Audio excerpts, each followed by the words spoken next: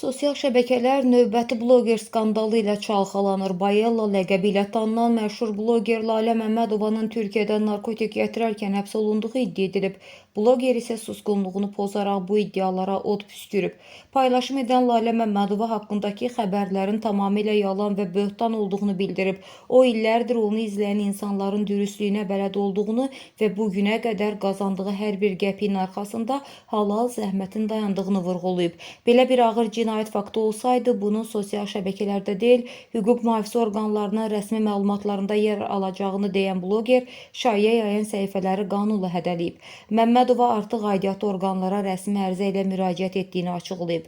Yalan yazmağın qanun qarşısında məsuliyyəti var deyən bloger, bu dəfə heç kimi bağışlamayacağını bildirib. Məsələnin sonraki gedişatı isə hüquq müstəvisində həll olunacaq. Qeyd edək ki, xəbərlə bağlı ilk məlumatı Unikal saytı paylaşmışdı.